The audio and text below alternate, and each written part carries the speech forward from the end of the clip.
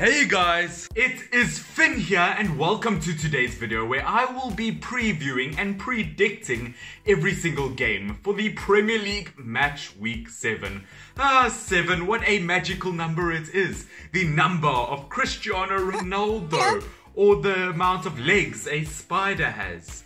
If it lost a leg, I don't know.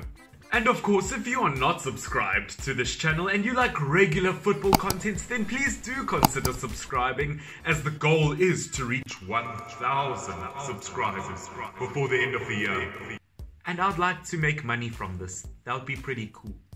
The first prediction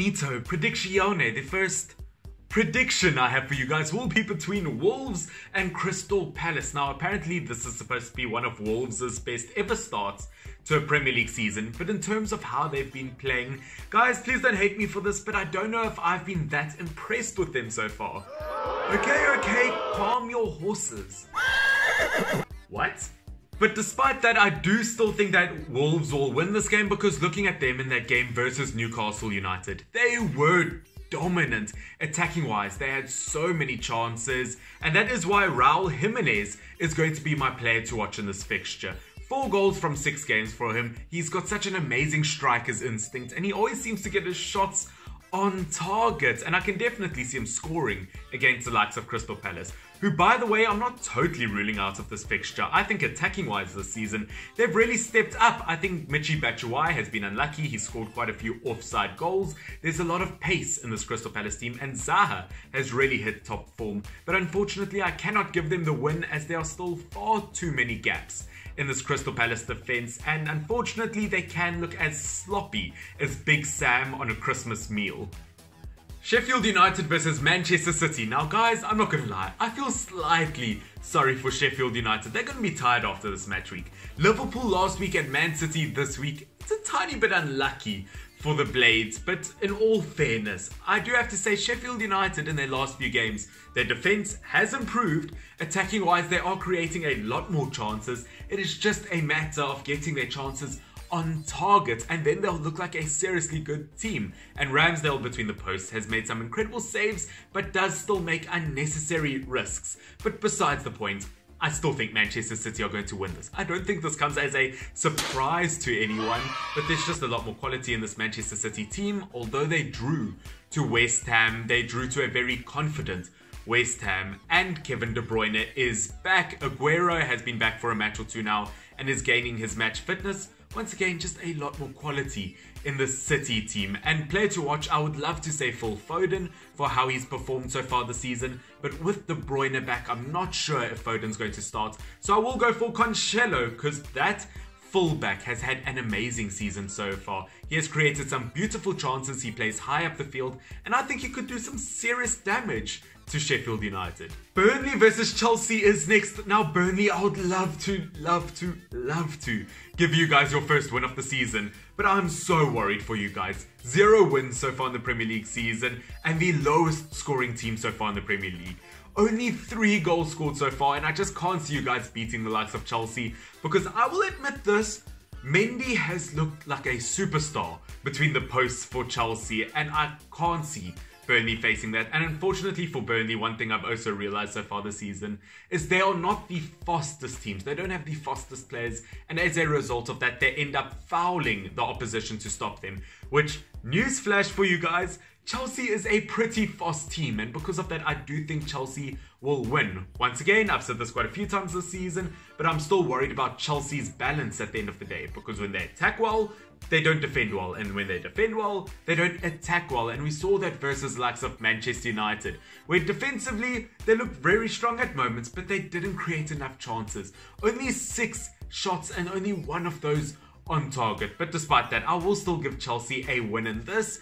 And in terms of a player to watch, I actually have no idea for a player to watch. I have put the likes of Timo Werner there because of his pace. I think that he could do damage versus the likes of Burnley. But at the end of the day, still not incredibly impressed with the likes of Timo Werner.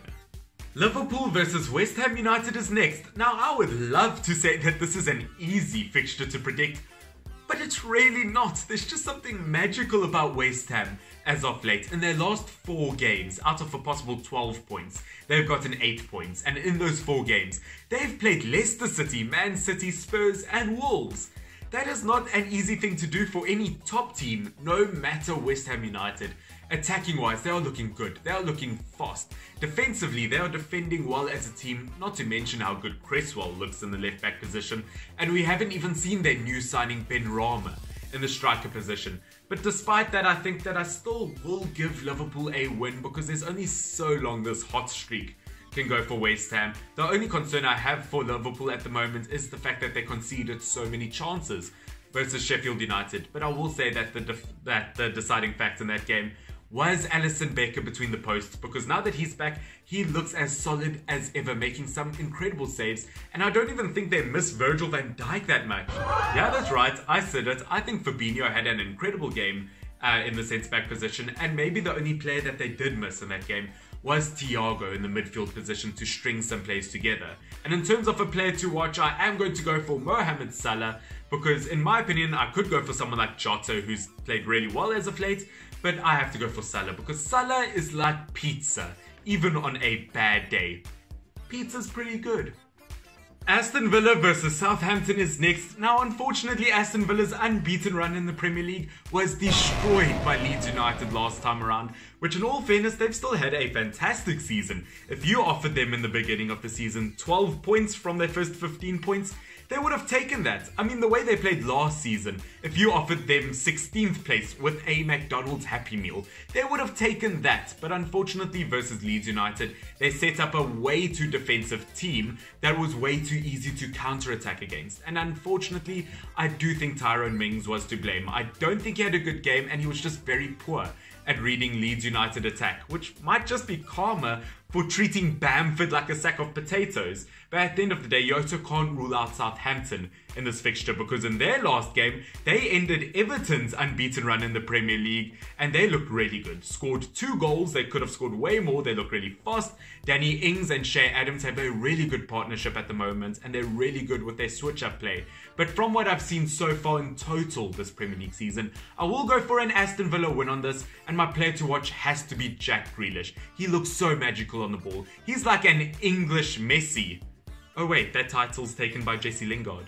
Newcastle United versus Everton is next. Now guys, do I say now guys too much? Screw it, it's my catchphrase. Now guys, Newcastle United has not impressed me so far this season. Attacking wise, they look good in their first couple of games, but as of late in their last 2-3 games, they really haven't looked that good. In that game versus Wolves, they were heavily dominated throughout that game, and they were kind of lucky to get a free kick towards the end. And versus Manchester United, they really let that game slip, and they did not have a good second half. And unfortunately for them, they have been unlucky in terms of midfield injuries, and that is where I think Everton will win this game, is the midfield battle. But another huge loss is the fact that Digne now has a red card. Now they don't have Richarlison for another 2 or 3 games, and Digne, that left side of Everton is really going to struggle. But I do still think that Everton will win from what we've seen so far this Premier League season, and I think my player to watch is going to be James Rodriguez. I would like to say it would be Richarlison, but unfortunately he is still out, and I think Everton really do miss his strength and pace up front.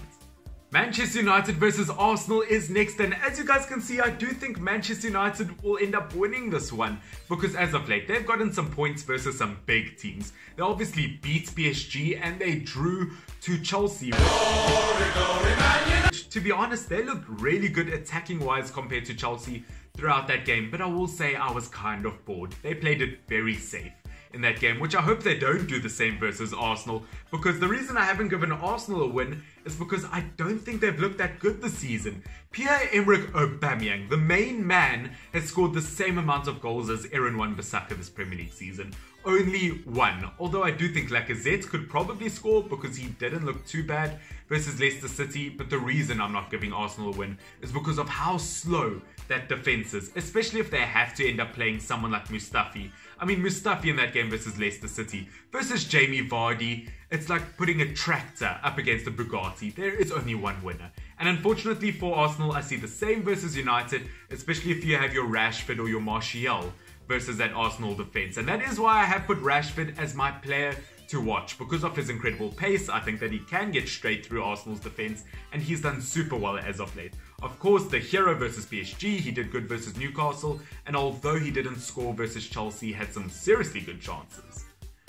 Tottenham Hotspurs versus Brighton is next, and as you guys can see, I think Tottenham Hotspurs are going to get a pretty comfortable win in this fixture, because so far this season, attacking-wise, they have been incredible. And obviously, I think it's due to that partnership up front between Heung-min Son and Harry Kane. 8 goals already for Son, going to be my player to watch in this fixture, and Harry Kane with 8 assists. We are only a handful of games into this Premier League season, and Kane has already beaten Paul Scholes' record for his most amount of assists in a single Premier League season. Now, does that upset me as a United fan?